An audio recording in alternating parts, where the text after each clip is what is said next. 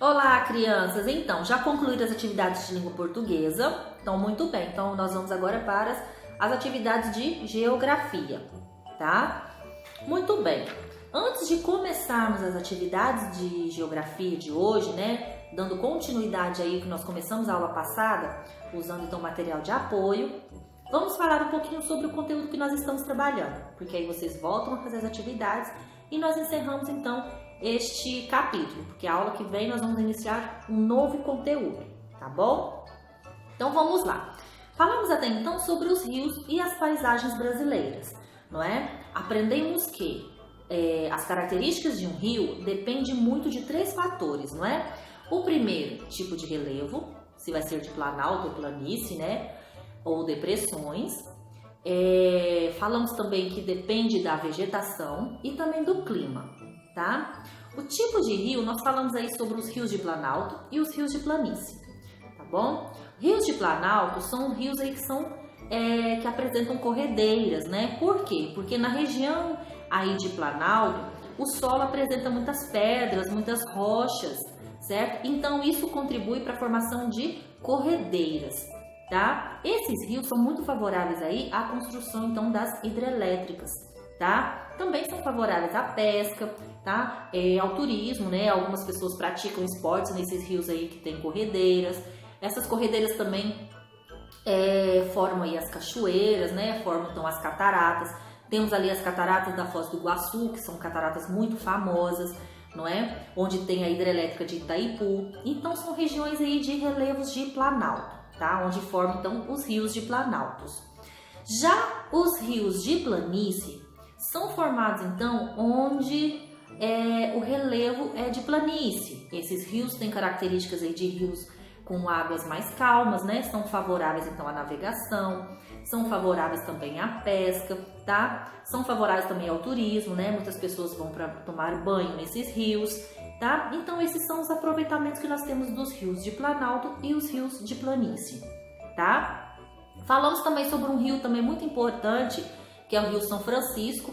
Por ele passar então por 5 estados, não é?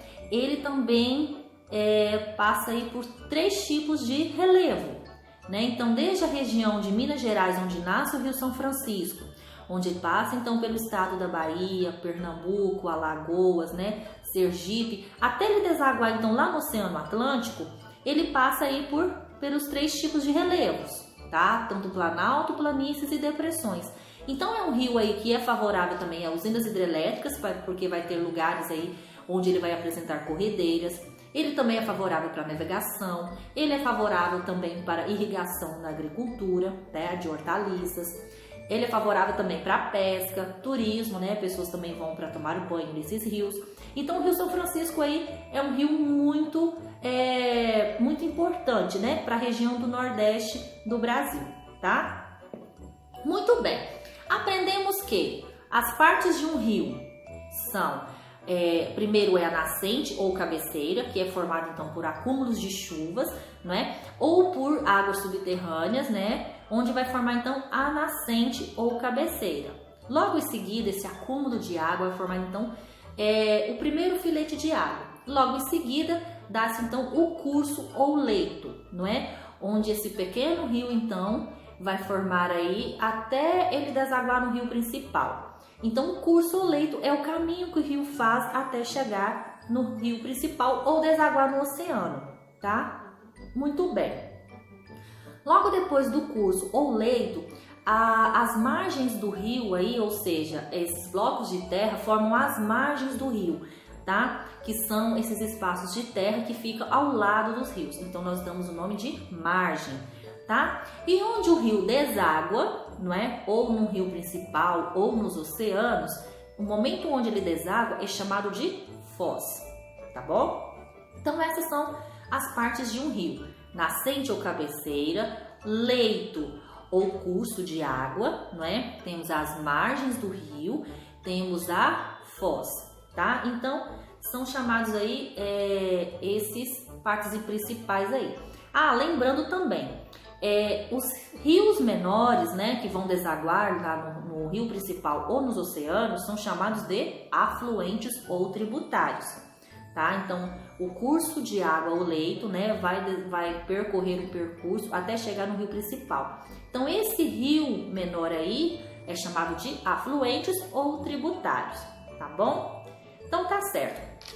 As curvas de um rio, não é? São chamados de meandros, tá? Muito bem. Falamos também sobre os rios perenes e temporários.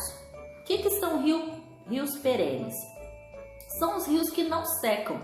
Ele mantém o curso de água, a quantidade de água durante todo o tempo, né? Isso independente se é de seca ou chuva, ele mantém o seu nível de água, tá? Então esses são chamados de rios perenes. Já os rios temporários são aqueles que secam. Isso devido então a um período de seca, alguns rios até desaparecem, tá? Esses são chamados então de rios temporários, tá bom? Então muito bem, então falamos aí um pouco sobre os rios e que formam então as paisagens brasileiras.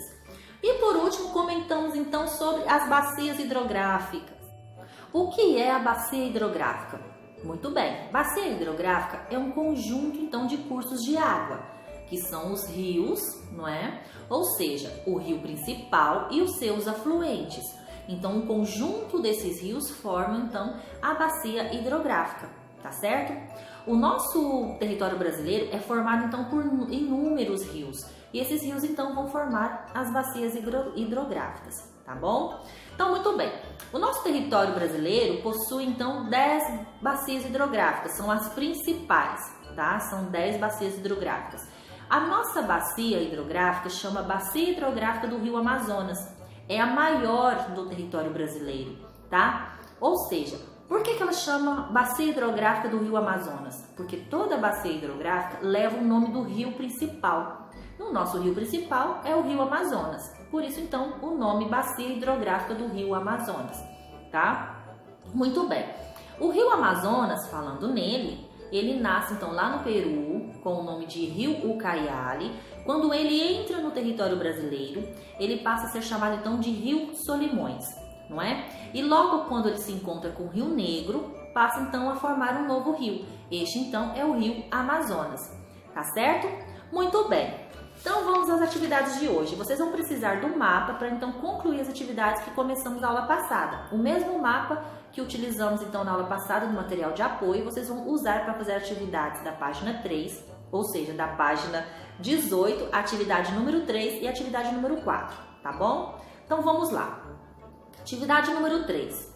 De costas para a nascente de um rio, tem-se a margem direita, à direita, e a margem esquerda, à esquerda. Então, de costas para o rio, nós temos a margem direita e a margem esquerda, tá bom? Imaginando que você está de costas para a nascente do rio Amazonas. Então, você está de costa para o rio Amazonas, que é lá no rio Ucayali, tá? Lá onde nós marcamos um xizinho é a nascente do rio Amazonas, tá? Rio Ucayali. Cite afluente, ou seja, cite um afluente desse rio localizado. Então, na margem direita, você vai estar de costa para o rio Ucayali e você vai anotar o nome de um rio que está à margem direita dele, tá? Logo em seguida, você vai anotar o nome de um rio que está na margem esquerda, tá bom? Nome de um rio. Então, você está de costa para a nascente do rio Amazonas, que é o rio Ucayali. Anote, então, o nome de um rio que está à margem direita e logo depois o nome de um rio que está à margem esquerda, certo? Atividade número 4. O São Francisco é um rio muito importante para os habitantes do Nordeste do Brasil. Letra A. De qual bacia hidrográfica ele faz parte?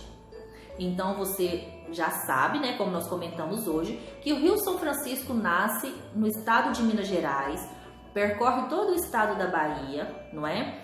O estado do Pernambuco, Sergipe, Alagoas e deságua no Oceano Atlântico. Então, a foz do Rio São Francisco é no Oceano Atlântico. Então, você vai lá no mapa novamente, né? E observar esses estados e ver qual bacia hidrográfica o Rio São Francisco pertence, tá bom?